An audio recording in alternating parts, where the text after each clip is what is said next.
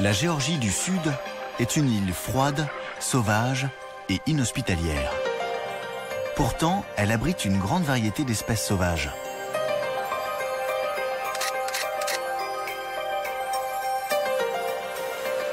Et c'est mon endroit préféré sur Terre. Je m'appelle Art Wolf et je vous emmène au bout du monde.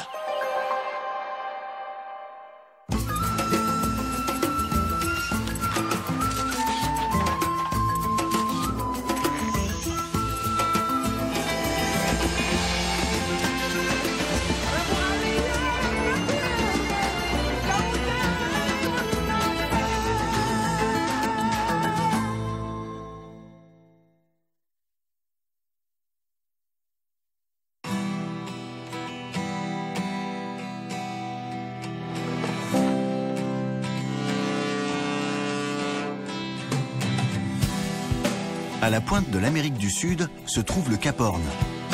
L'Antarctique est à environ 1300 km. L'île de Géorgie du Sud, qui se situe à l'est de ces deux continents, est exposée à la fureur de l'océan austral.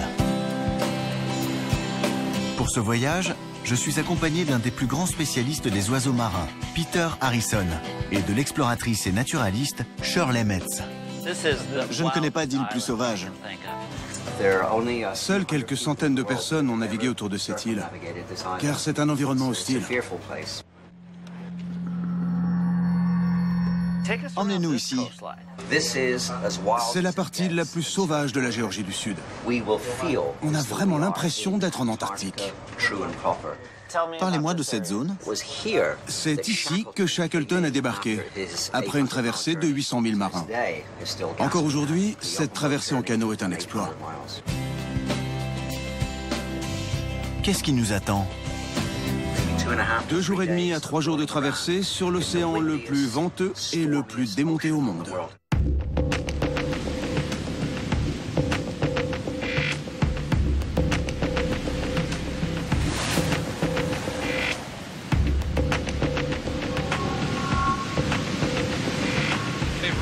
C'est la tempête. Les vagues atteignent jusqu'à 10 mètres. Les albatros sont ballottés par le vent. Très impressionnant. Mais je fais de bonnes photos.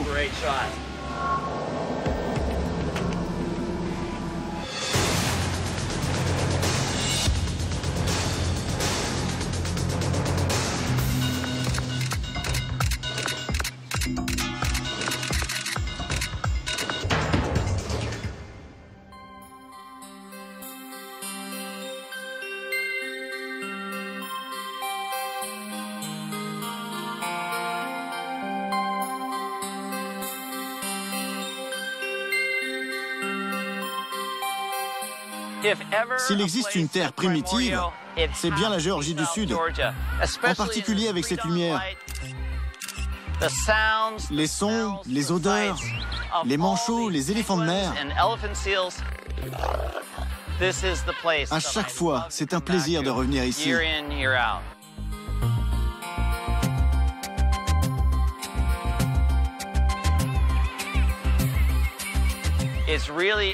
Il est encore très tôt et la lumière n'est pas suffisante pour que je puisse travailler. Alors je me promène au milieu de mes sujets et je cherche un endroit pour les photographier. On va se balader, faire des photos et casser la croûte.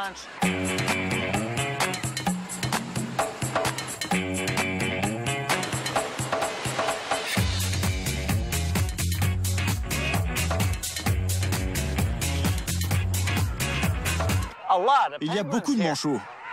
C'est la plus grande colonie du monde.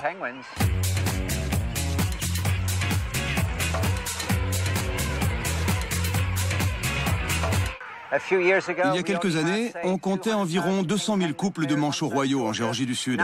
Aujourd'hui, ils sont plus de 400 000. Comment s'explique cette augmentation? C'est dû au réchauffement climatique. Les eaux sont plus chaudes autour de la Géorgie du Sud, les glaciers reculent. Tout ceci favorise le développement du manchot royal.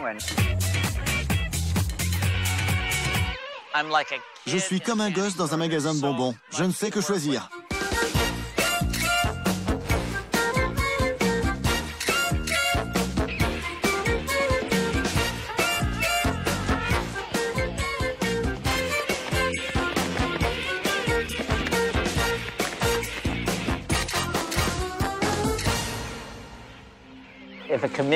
Je ne pense pas que des designers auraient pu inventer plus bel oiseau que celui-ci. Le jaune d'or contraste majestueusement avec le gris argenté. C'est magnifique, l'or et l'argent ainsi dessinés sur ces oiseaux. J'adore travailler avec ces couleurs et ces formes.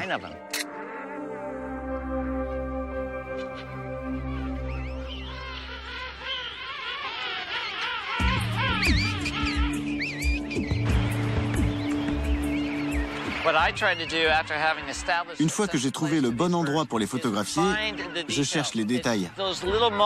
Ces petits moments que je capture et qui s'inscrivent parfaitement dans la perspective d'ensemble.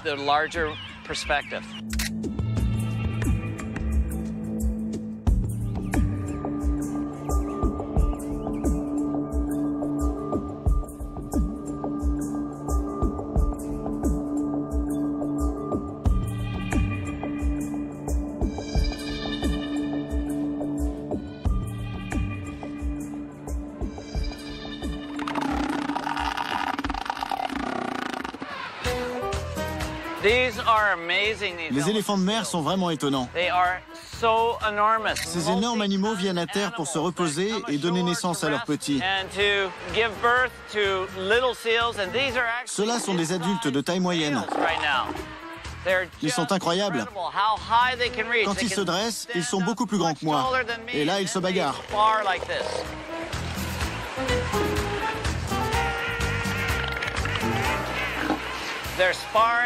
Ils se bagarrent, ils interagissent.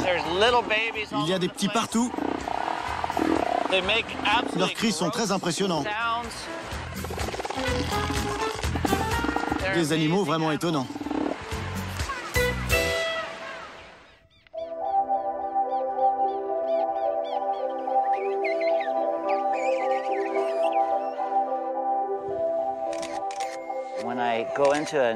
Quand je découvre un nouvel environnement, je prends un plan d'ensemble avec un très grand angle.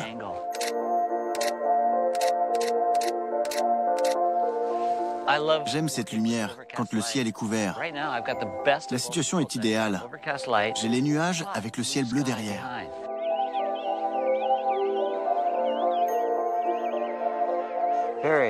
C'est très calme ce matin, ce qui est plutôt surprenant en Géorgie du Sud. Tout est tranquille, je suis tranquille, c'est paisible.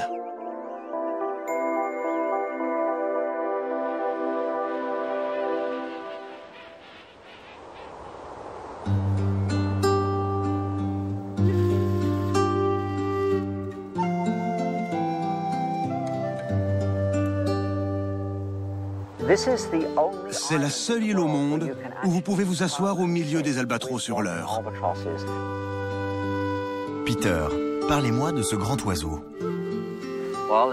Ce n'est pas seulement un grand oiseau, Art. C'est le plus grand oiseau volant du monde. Il n'en existe pas de plus grand. Les mâles pèsent dans les 11 kilos, plus qu'une grosse dinde de Noël, mais avec des ailes d'une envergure de 3,30 m à 3,60 m. 3,60 m, quasiment 2 basketteurs mis bout à bout. C'est ça. Je fais la longueur d'une aile et il y a même de la marge. Ils vivent très longtemps? Plus longtemps que moi. J'ai 60 ans et cet oiseau en a peut-être 70. 70 ans? 70.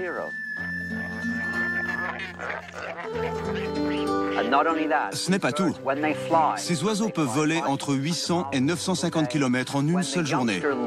Quand un petit quitte le nid et s'envole vers l'océan pour la première fois, il passe au moins les 7 premières années de sa vie en mer. Et quand il revient, il a volé pas loin de 2 400 000 km. On estime qu'un albatros parcourt environ 24 millions de kilomètres au cours de sa vie, soit 18 allers-retours entre la Terre et la Lune. Aucun oiseau ne vole autant. Malheureusement, les albatros sont menacés. Ces 20 dernières années, j'ai vu leur population en Géorgie du Sud passer de 4 000 à moins de 1 800. En 25 ans, on en a perdu la moitié.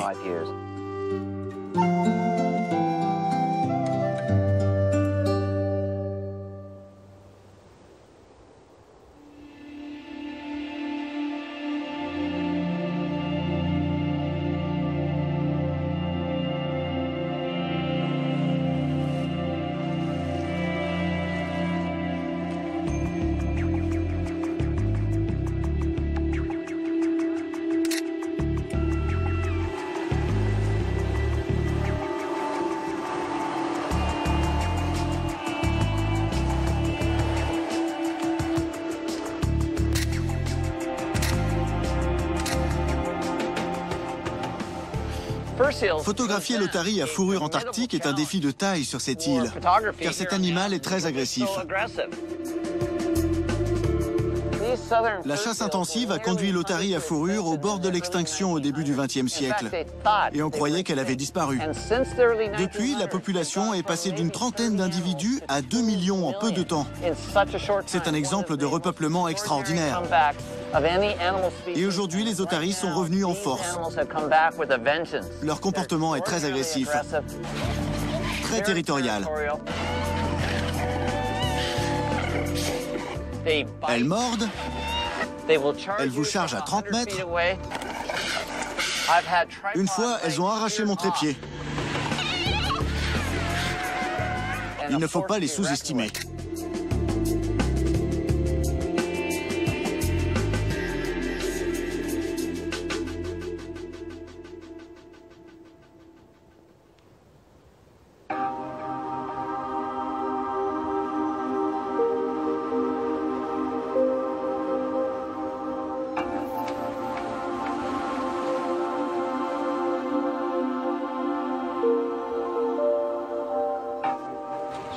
Shirley, la côte sud de la Géorgie du Sud est vraiment beaucoup plus glaciaire, plus rude. Oui, c'est vrai. C'est ici qu'a débarqué Shackleton après sa traversée de 800 000 marins dans la baie du Roi à Hakon. Il a passé 4 ou 5 jours ici, s'est réapprovisionné, a fixé des clous sur ses semelles, puis a entrepris une longue marche à travers les montagnes de Géorgie du Sud.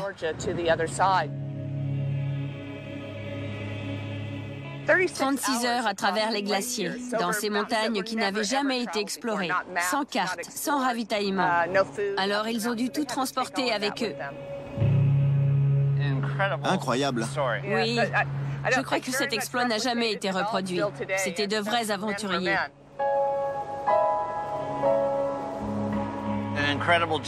Une aventure et un sauvetage d'autant plus incroyables que personne n'est mort pendant l'expédition. Shackleton disait toujours, « Sous mon commandement, on n'a jamais perdu aucun homme. »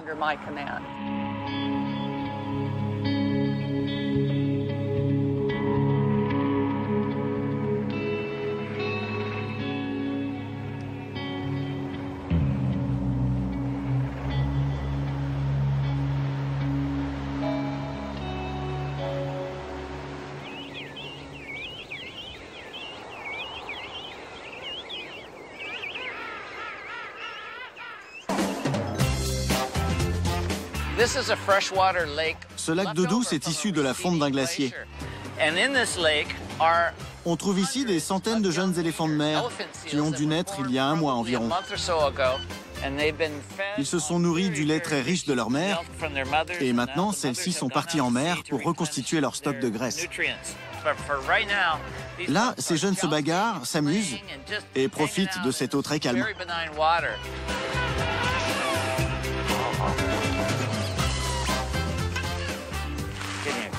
Ça va faire une belle photo, à environ 1 mètre.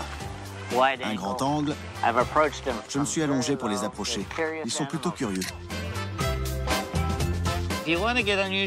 Pour prendre des photos insolites, il faut adopter des positions insolites. Je me mets à leur niveau, ils s'approchent et j'obtiens un grand angle déformé qui rend souvent très bien. J'aime cette perspective car si je reste debout à une distance de 9 mètres, c'est comme si je me contentais de les regarder. Ce que je veux, c'est saisir leur paysage, leur environnement. Et pour ça, il faut se mettre à leur niveau. Ces jeunes éléphants de mer viennent d'être sevrés.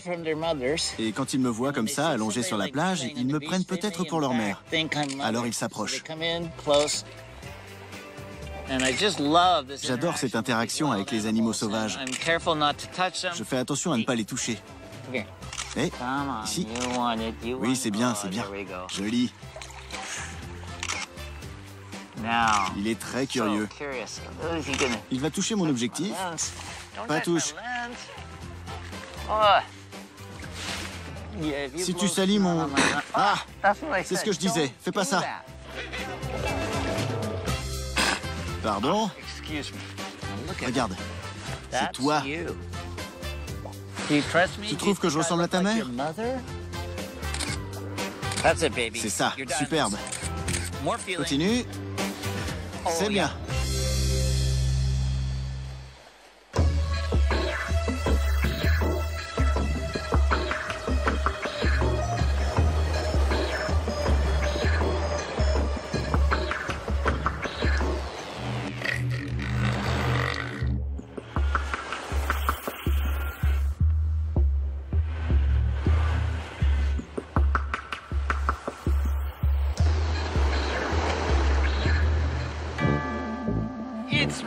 Quel sale temps. Il pleut, il fait froid. Et pourtant, ce sont dans ces conditions que je prends les meilleures photos. Là, j'ai un groupe de gorfous dorés qui viennent de sortir de l'eau. Et je suis tout emmitouflé. Pour une fois, je n'utilise pas de trépied car je n'arrête pas de déplacer mon appareil.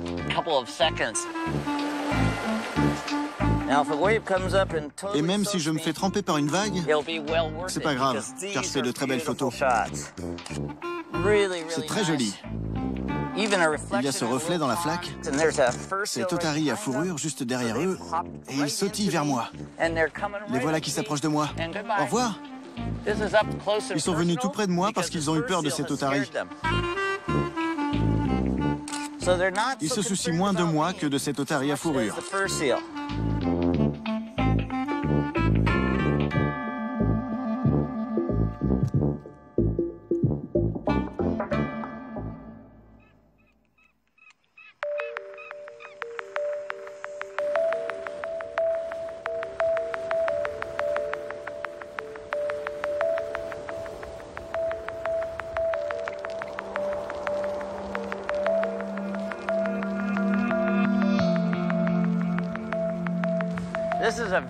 Il y a beaucoup de vent aujourd'hui, et il n'y a pas un seul manchot ou éléphant de mer sur cette plage isolée. Mais les paysages sont vraiment magnifiques, si on regarde de très près. Je prends une photo en gros plan des superbes lichens qui aiment ce climat très froid de Géorgie du Sud. Ces végétaux très anciens ont un taux de croissance parmi les plus lents au monde.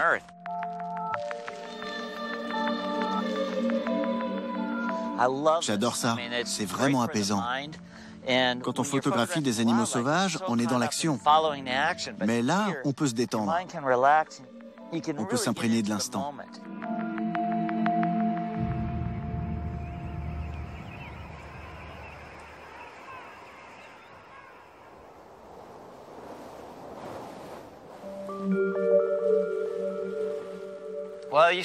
Parlez-nous de cet endroit. Je viens ici 2 à 3 fois par an. Et à chaque fois, je viens sur le site de Grytviken, la plus grande des stations baleinières. C'est un lieu chargé d'histoire. Grytviken a été la première station baleinière de Géorgie du Sud, fondée en 1904. Il faut bien imaginer qu'à l'époque, la baie de Cumberland regorgeait de baleines, vraiment. Je ne parle pas d'une baleine ça et là, mais de centaines et centaines de baleines. Elles restaient dans la baie, et les pêcheurs en attrapaient des centaines. Il suffisait de sortir le bateau, de viser la baleine avec le harpon et de remorquer son cadavre jusqu'au port. Dans les années 50, la chasse est devenue de plus en plus difficile. Ces mêmes bateaux qui pêchaient dans la baie devaient parcourir plus de 300 km pour trouver des baleines. Et ça a pris fin vers 1965-1966. Environ 55 ans. 55 ans. Sur l'ensemble des stations baleinières de Géorgie du Sud, 175 250 baleines ont été tuées. De la plus grande, la baleine bleue, à la baleine franche australe, plus rare dans ces eaux. Rien n'échappait au harpon. Et c'est ici que repose quelqu'un de célèbre? Shackleton a terminé son voyage ici. Il est mort dans la baie. Ses hommes ont dressé une croix sur la colline. Il avait dit à son épouse, « Mon cœur est toujours au sud ». Si vous visitez le cimetière, vous verrez que pour chaque tombe, la tête est orientée vers le nord, vers l'Europe. Sir Ernest Shackleton est le seul à avoir été enterré avec la tête et le cœur vers le sud, vers le continent qu'il aimait, l'Antarctique. C'est là qu'il devait être.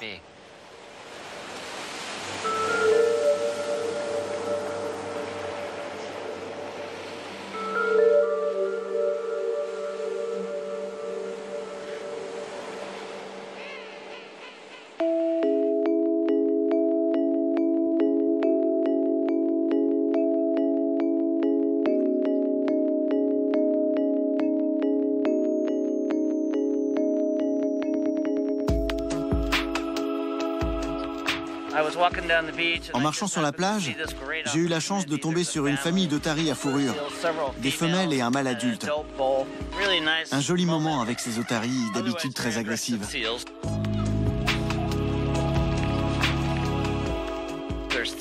Il y a 3 petits, 2 noirs et 1 couleur crème. Ça arrive une fois sur 2000. Et il est juste devant nous.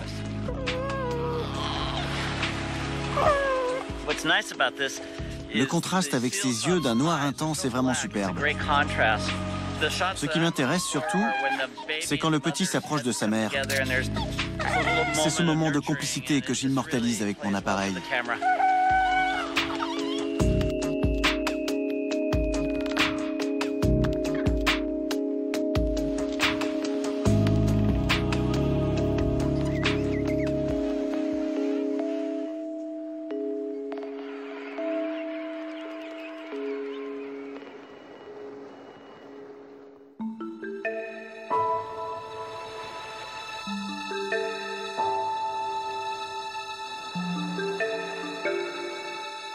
En dépit de son isolement et d'un climat extrême, la Géorgie du Sud abrite une remarquable variété d'espèces sauvages qui font de cette île un endroit unique au monde.